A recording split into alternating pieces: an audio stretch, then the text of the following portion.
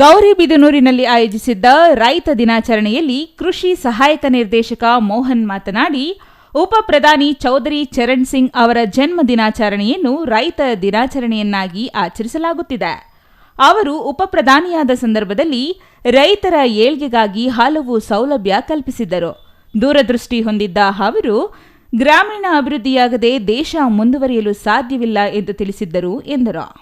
ರೈತರು ಇಂದು ಹಲವು ಸಮಸ್ಯೆ ಎದುರಿಸುತ್ತಿದ್ದಾರೆ. ರೈತರು ತಮ್ಮ ಜಮೀನಿನಲ್ಲಿ ಹೆಚ್ಚಾಗಿ ರಾಸಾಯನಿಕ ಗೊಬ್ಬರ ಬಳಸಬಾರದು. ಇದರಿಂದ ಬೆಳೆ ಕುಂಠಿತವಾಗುತ್ತದೆ, ಜೊತೆಗೆ ಕಾಯಿಲೆಗಳು ಹೆಚ್ಚಾಗುತ್ತವೆ. ನಗರದಲ್ಲಿ ಯಾವುದೇ ಅಂಗಡಿ ಮಾಲೀಕರು ರಸಗೊಬ್ಬರ ಮಾರಾಟದ ವೇಳೆ ತೂಕದಲ್ಲಿ ವ್ಯತ್ಯಾಸ ಕಂಡುಬಂದರೆ ತಕ್ಷಣ ತಮ್ಮ ಗಮನಕ್ಕೆ ತಂದರೆ ಅವರ ಪರವಾನಗಿ ರದ್ದು ಮಾಡಲಾಗುವುದು ಎಂದರು. 1930 ಸ್ಟಾರ್ಟ್ ಮಾಡಿದ್ರು ಅನ್ಸುತ್ತೆ, ಅಥವಾ 27-28 ಮಾಡಿರ್ತಾರೆ. ಅಷ್ಟು ಚಳುವಳಿಗೆ ಮಾಡಿ ರೈತರಿಗೆ ಒಂದು ಉತ್ತಮವಾದ ಒಂದು ಬಾಂಧವ್ಯನ ಅವರು ಹೊಂದಿದ್ರು. ಹಂಗಾಗಿ ಅದನ್ನು ಸರ್ಕಾರ ಗುರುತಿಸಿ ಈ ಒಂದು ರೈತರ ದಿನಾಚರಣೆನ ಅವರ ಜನ್ಮದಿನನ ರೈತರ ದಿನಾಚರಣೆಯಾಗಿ ಆಚರಿಸ್ಬೇಕಂತ ಘೋಷಣೆ ಮಾಡಿರೋದ್ರಿಂದ ರೈತರ ದಿನಾಚರಣೆನ ರಾಷ್ಟ್ರೀಯ ರೈತರ ದಿನಾಚರಣೆ ಅದನ್ನು ಇದು ಮಾಡ್ತಾ ಇದ್ದೀವಿ. ಮತ್ತು ನೀವು ಅವಾಗಲೇ ಕೆಲವರು ಜೈ ಕಿಸಾನ್, ಜೈ ಜವಾನ್, ಜೈ ಕಿಸಾನ್ ಅಂತ ಹೇಳ್ತೀವಿ. ಈ ವೇದವಾಕ್ಯನ ನಮಗೆ ಸ್ಟಾರ್ಟ್ ಮಾಡಿದ್ದ ಇಲ್ಲ ಚೌಧರಿ ಚರಣ್ ಸಿಂಗ್ ಅವರು. ನೀವು ಹೇಳ್ತೀರಿ ಲಾಲ್ ಬಹದ್ದೂರ್ ಶಾಸ್ತ್ರಿ ಅಂತಲ್ಲ, ಚೌಧರಿ ಚರಣ್ ಸಿಂಗ್ ಅವರು ಒಂದು 2 ಕಿವಿ ಮಾತು ಹೇಳ್ತಾರೆ. ಏನಂದರೆ, ನೀವು ಯಾವತ್ತೂ ಅಷ್ಟೇ ಹುಲ್ಲನ್ನು ಕೂಡ ಕಡೆಗಣಿಸಬೇಡಿ. ಈ ಮಾತು ಯಾಕೆ ಹೇಳ್ತೀವಿ ಅಂದರೆ, ನಮ್ಮಲ್ಲಿ ನನ್ನನ್ನು ಸೇರಿಸಿ ನಾವು ಜಾಸ್ತಿ ಸ್ವಲ್ಪ ನೆಗ್ಲಿಜೆನ್ಸಿ, ನಾವೆಲ್ಲನೂ ಸೇರಿಸಿ ಹೇಳ್ತಿರೋದು.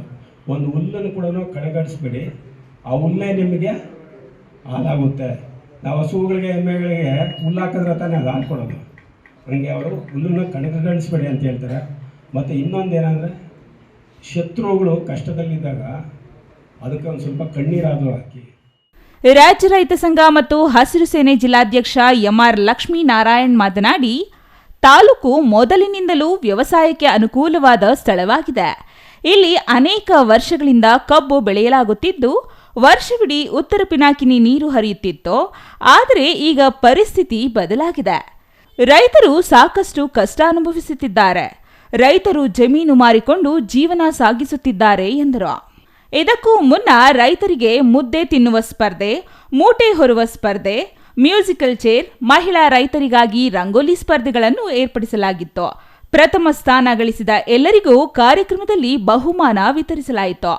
ಇನ್ನು ಈ ಕಾರ್ಯಕ್ರಮದಲ್ಲಿ ಅಧಿಕಾರಿಗಳಾದ ರಾಜೇಶ್, ರಾಕೇಶ್, ಬಾಷಾ, ಬಸಪ್ಪರೆಡ್ಡಿ, ಸುಮನಾ, ರಾಮಕೃಷ್ಣ ರೆಡ್ಡಿ, ನಂಜರೆಡ್ಡಿ ಮತ್ತಿತರರು ಹಾಜರಿದ್ದರು. R Manjunath, CTV news, Gauribidanur.